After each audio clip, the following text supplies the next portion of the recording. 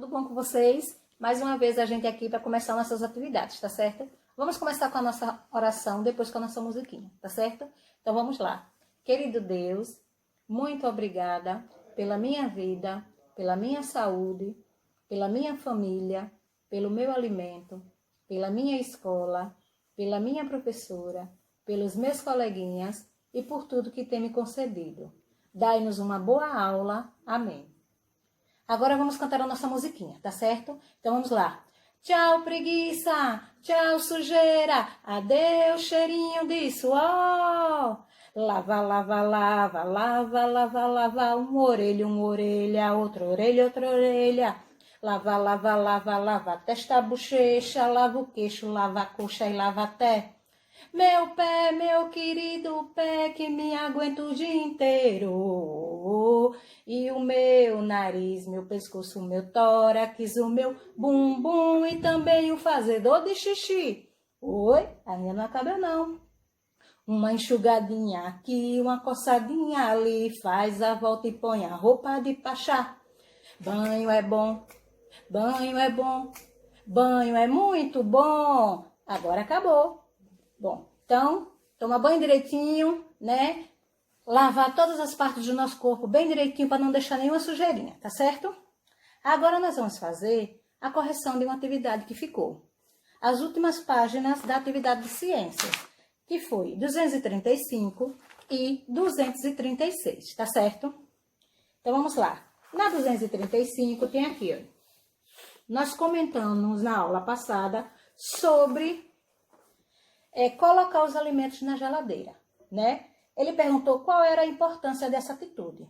A gente sabe que alguns alimentos, eles precisam estar no refrigerador em baixa temperatura para que eles não sejam contaminados por fungos e bactérias.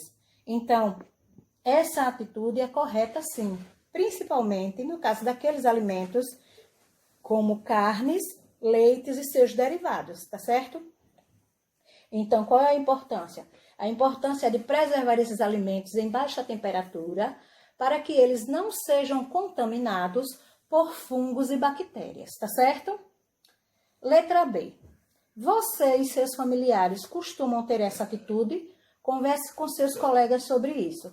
Com certeza, os pais de vocês e até mesmo vocês já costumam guardar algum alimento, alguma coisa no refrigerador para que ele não se estrague, né?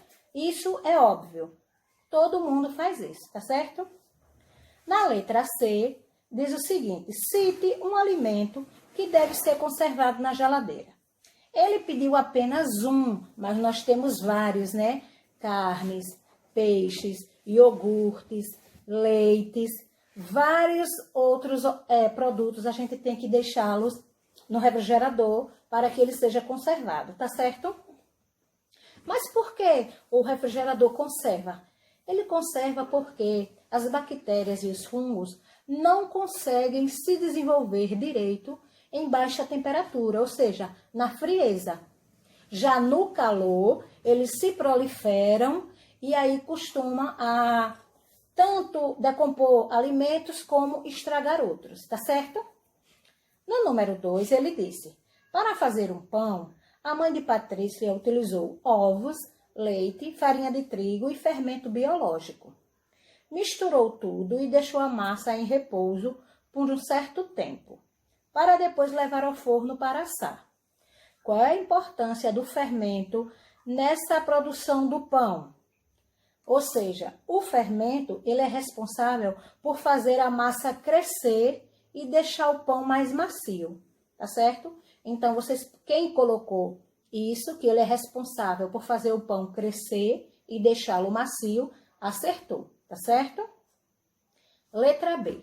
O fermento biológico é composto por seres vivos microscópicos que consomem parte do açúcar presente na massa do pão, liberando gases. Escreva a primeira letra de cada imagem e descubra qual é esse ser vivo microscópico. Então, escreve a letra inicial de cada desenho, né? Então, nós deciframos que palavra? Levedura, né? Então, pronto. essa levedura é que é responsável por fazer os espaços na massa do pão para que ele possa crescer, tá certo? Vamos para a página 236. Enumere abaixo, de 1 a 5, na ordem em que ocorre a transferência de energia ao longo da cadeia alimentar. A gente agora está em cadeia alimentar. Aí tem consumidor primário, consumidor terciário, decompositor, consumidor secundário e produtor. Na cadeia alimentar, quem é o primeiro da cadeia alimentar? A gente já falou sobre isso. O primeiro são sempre as plantas que são o ser produtor. Então, número 1 em produtor. Depois de produtor vem quem? Vem número 2, vai colocar em consumidor primário, que é aquele consumidor que vai se alimentar do produtor, que são as plantas.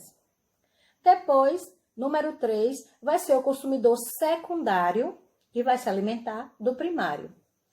Número 4 vai ser o consumidor terciário, que se alimenta do secundário. E, por último, número 5 serão os decompositores, que são os micro-organismos que vão se alimentar do consumidor terciário, né, depois dele morto.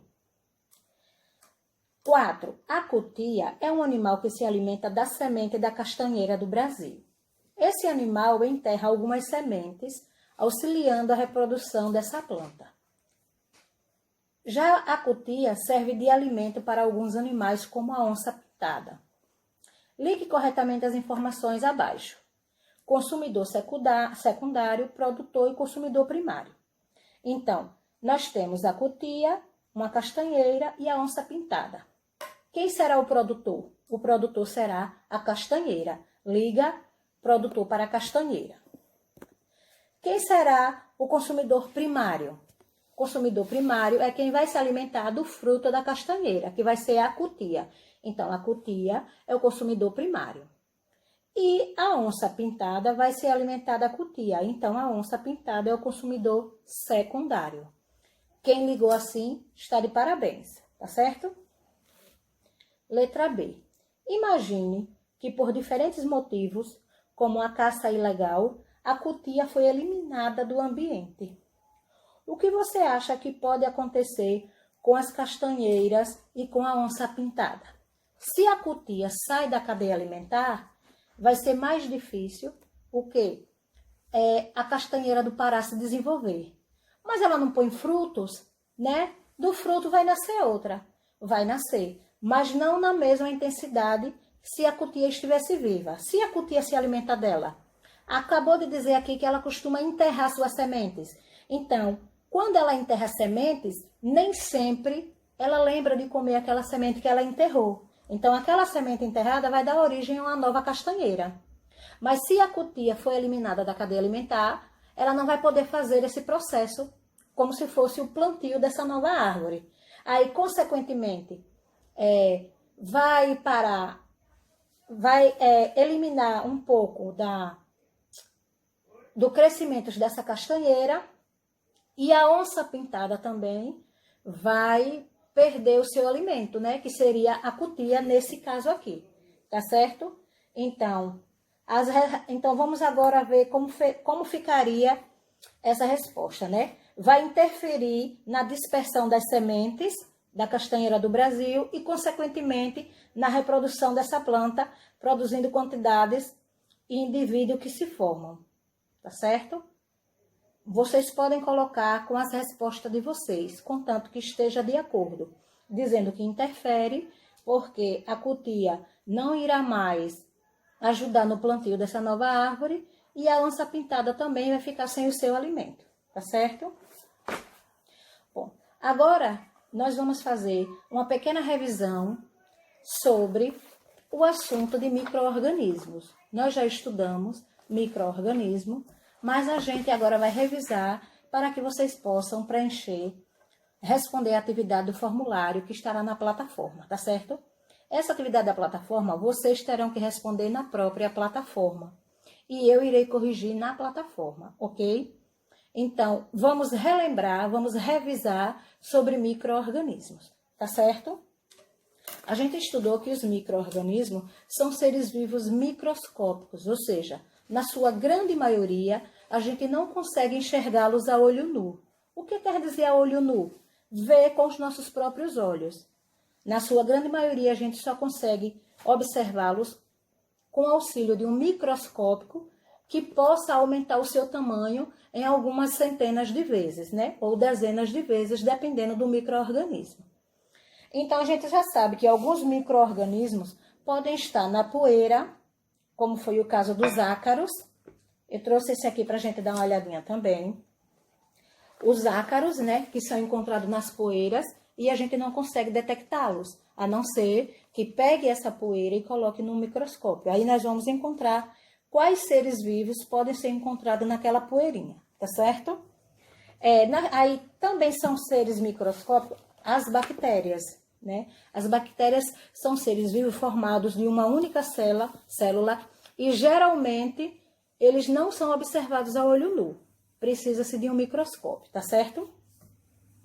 Mas também essas bactérias, elas são encontradas em diferentes locais do ambiente, tá certo? Inclusive nos seres vivos, né? E nos seres humanos também.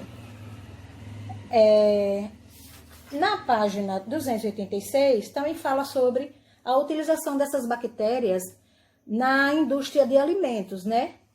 Por exemplo, o iogurte, né? Que é fabricado através do queijo, a manteiga. Então, esses alimentos são produzidos a partir das bactérias encontradas no leite e também no vinagre, né? Por quê? Porque para se fazer esses alimentos, precisa ser fermentado, ou seja, entrar em estado de decomposição para que faça esses alimentos, né? Mas também as bactérias, elas agem em alguns alimentos, como aqui nessa laranja. Nessa laranja, as bactérias estão fazendo parte da decomposição dela, tá certo? Falamos também sobre a cólera, né? Que é uma doença causada pela bactéria chamada Vibrio cholerae. Essa doença a gente pode adquiri-la se nós ingerirmos água ou alimentos contaminados por essa bactéria. Por isso tem que tomar muito cuidado, lavar sempre as mãos, tá certo? Tomar água fervida ou filtrada, né? Ou água mineral, tá certo? Evitar andar descalços, né? Também temos sobre as cáries dentárias, né? A cárie não é causada por uma bactéria. Ela é causada pela substância que a bactéria solta em nossa boca. Essa substância é que vai corroer o nosso dente e se transformar numa cárie, tá certo? Também temos os fungos, né? Que também pode ser encontrado em vários lugares no ambiente, principalmente em ambientes úmidos, né? E com algum alimento disponível. E a maioria desses fungos são os cogumelos, né? Que tem vários nomes. Tem orelhas de pau, tem as leveduras, tem os cogumelos, como tem aqui na página 188, né? E também o bolor, que é dado nos pães. Veja que eu trouxe aqui, olha, para vocês, ó. Da outra vez a gente olhou uma laranja, agora eu trouxe um pão com um estado bem avançado, tá vendo? De fungos, olha. Como eles agem nos alimentos, ok? A gente não chama de fungo. Em casa a gente costuma dizer, olha, mãe, o pão tá com bolor, né? Mas é um tipo de fungo, tá certo? Mas eles também são muito importantes, né? Alguns deles são utilizados pelo ser humano para fazer combustível, medicamentos, também alimentos, né? Como pão, vinhos e queijos, tá certo? Também é pela ajuda dos fungos que são feitos esses tipos de produtos. Mas também os fungos, eles também podem causar na gente uma infecção fúngica. Que infecção seria essa? Como se fosse uma micose na unha, que é chamada de onicomicose, né? Como vocês veem aqui, ó. A unha fica branca, né? De uma outra cor, a unha da pessoa. Aí essa é chamado de infecção fúngica. Fúngica porque vem causada por fungos, tá certo? Também nós temos a descoberta da penicilina, que foi pelo bacteriologista inglês Alexander Fleming. Ele que descobriu a penicilina que foi usada no combate de algumas doenças, né? É um tipo de antibiótico e que não pode ser usado por conta própria. A gente não pode se automedicar. Esse tipo de medicamento é muito restrito, só pode ser comprado com uma receita médica, né? É controlada. Então, por isso, tem que ter muito cuidado. Nada de auto se medicar, é muito perigoso, tá certo? Os protozoários também são seres vivos microscópicos, também são formados de uma única célula, tá certo? Mas a maioria deles pode ser observada a olho nu. Por exemplo, a gente tem o cupim é um tipo de protozoário, né? E o cupim a gente costuma vê-lo a olho nu, tá certo?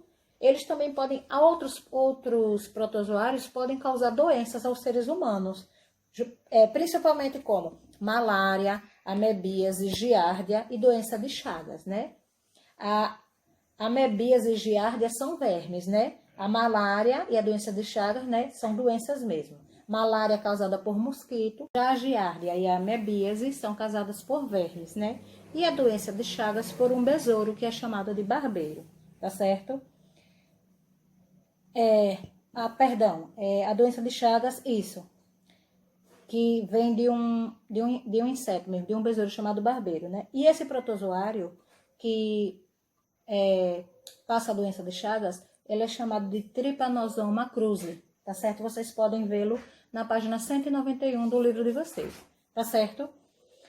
E também fala sobre a prudência e o consumo de antibióticos, que foi o que a gente falou anteriormente, para tomar muito cuidado com os medicamentos, não tomar medicamentos que não seja prescrito por médico, nada de fazer automedicação, tá certo? Então, esses lembretes, essa revisãozinha sobre os micro-organismos, são sobre o que vocês vão responder na plataforma, tá certo? Na próxima aula, eu vou dar uma revisão de outros assuntos, como a prevenção das doenças, tá certo? Então, a gente fica por aqui, tá bom? Fizemos a nossa correção e fizemos a nossa revisão dos micro-organismos. Respondam a atividade com atenção, tá bom? Fiquem com Deus e um abraço para todos vocês. Tchauzinho.